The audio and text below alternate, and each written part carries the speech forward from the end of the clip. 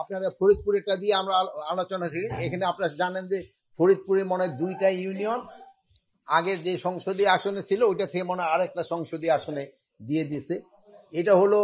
এটা আমাদের সাথে এটা কোনো সম্পর্ক নাই। এটা হলো ইলেকশন কমিশন এটা তারা করছে এবং এটা তারা পরে আবার তাদের শুনছে, যুক্তিতর্ক দেওয়ার পরও তারা সবাই বসে এটা নির্ধারণ করছে। এখন এই নির্ধারণটা নিয়ে ওই এলাকার লোকজনের ভিতরে একটাই, হ্যাঁ, তাদের যদি কোনো রকমে ক্ষোভ থাকে এটা তারা প্রপার চ্যানেলে জানাবে, কিন্তু এটার জন্য এই জনগণকে ইসের ভিতরে নিয়ে আসা এটা কিন্তু কোনো অবস্থায় যুক্তিযুক্ত না। এগুলো জনগণের কিন্তু ভোগান্তি হচ্ছে। এই 2টা ইউনিয়নে কতজন লোক আর কতজন ভোটার আর কত প্রায় লাখ লাখ লোকের কিন্তু আপনি জিম্মি করে রাখছেন। এটা কিন্তু কোনো অবস্থায় বরদাস্ত করা হবে না। আমরা হয়তো এই আজকে বিকালের মধ্যে যদি এটা তারা সমাধান না করে আমরা আইন প্রয়োগের মাধ্যমে এটা করে দেব। এটা ক্ষেত্রে আমার মনে হয় আপনাদেরও সবাই সাহায্য সহযোগিতা লাগবে। আপনারাও মনে হয় চান যে এটা আইন প্রয়োগের মাধ্যমে তো রাস্তাটা ক্লিয়ার করে দেওয়ার জন্য। রাস্তা কিন্তু ব্লক করার অধিকার কারোই নেই, যেহেতু তার যদি কোনো দাবি দেওয়া থাকে তারা প্রপার চ্যানেলে জানাবে, কিন্তু রাস্তা ব্লক করে জনগণকে ভোগান্তি করা এটা কিন্তু কোনো অবস্থায় আমার মনে গ্রহণযোগ্য না। এটা ক্ষেত্রে আপনারা কি বলেন? এটা আপনারাও বলেন। আচ্ছা, এই ক্ষেত্রে আমরা একটা ভালো সাংবাদিক ভাইরও চাচ্ছে যে রাস্তা যেন কেউ ব্লক না করে। এবং আমার ওই বোনও দেখলাম খুব রাজি, উনিও যদি মাথায় সবাই এইটার ক্ষেত্রে রাজি। আচ্ছা, এটা সবার ক্ষেত্রে প্রয়োগ করা হচ্ছে। এই সাংবাদিক ভাই আরো একটা ভালো কথা বলেছে, কাউকে ছাড় দেওয়া উচিত না, রাস্তা ব্লক করলে কাউকে ছাড় দেওয়া উচিত না। আচ্ছা, এখন নেক্সট পয়েন্টটা যাই। নেক্সট পয়েন্টটা হলো পূজা। আপনারা জানেন যে পূজা একেবারে ঘনে আসছে। এই জন্য পূজার ক্ষেত্রে আমাদের যত ধরনের প্রস্তুতি আমাদের নিতে হবে।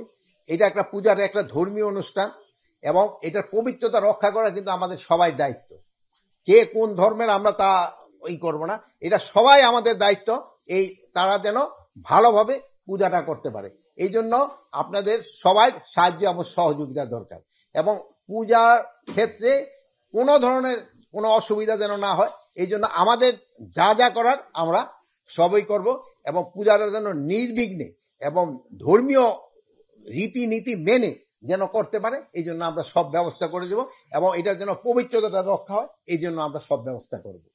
আর এই জন্য ধরেন যে অনেক জায়গায় একটু সমস্যা আছে, বুঝে কমিটির ভিতরে নিজেদের ভিতরে একটা কোন্দল রয়ে গেছে। আমরা অনুরোধ করব তারা নিজেদের কোন্দলটা মিটায়ে পূজাটা যেন ভালোভাবে সম্পন্ন হয়। এই জন্য আপনারা লোকজনকে বলবেন এবং আমরাও বলবো এবং আমরা আশা করি যে পূজাটা খুব ভালোভাবে এবং নির্বিঘ্নে এবং উৎসবমুখর পরিবেশে এবং ধর্মীয় ভাব এবং গাম্ভীর্য বজায় রেখে হয়ে যাবে।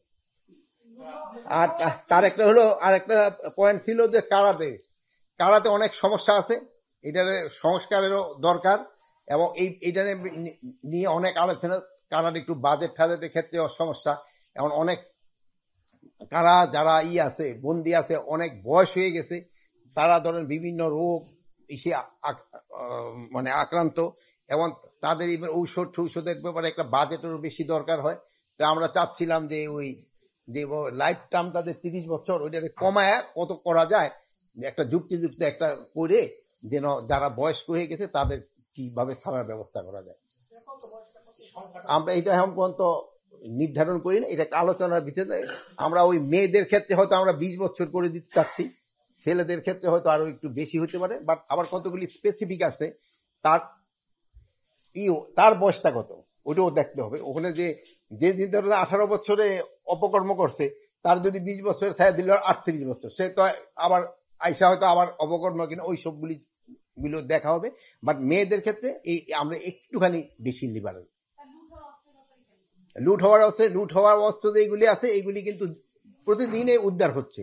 আপনারা কিন্তু ওই স্ক্রলে দিচ্ছেন, আপনারা পেপারও দিচ্ছেন, এটা ডেইলি কিন্তু উদ্ধার হচ্ছে। পুরস্কার ঘোষণার পরও এটা উদ্ধার হচ্ছে। তো আপনাকে ভিতরে মনে হয় কেউ এখন পর্যন্ত পুরস্কার পান নাই, আমি অনুরোধ করবো আপনারা 2-1টা পুরস্কার নেন। এই সংখ্যাগুলি তো সব এত মনে রাখেন। আইন শৃঙ্খলা পরিস্থিতি নির্বাচনের সময় যেন খুব ভালো থাকে, এই ব্যাপারে আলোচনা হয়েছে। হ্যাঁ,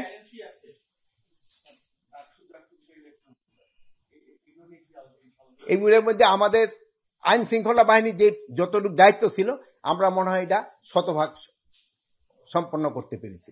আমাদের আইন শৃঙ্খলা বাহিনীর সম্বন্ধে কারো কোনো অভিযোগ নাই এবং আমাদের কোনো প্রস্তুতির কোনো অভাব ছিল না।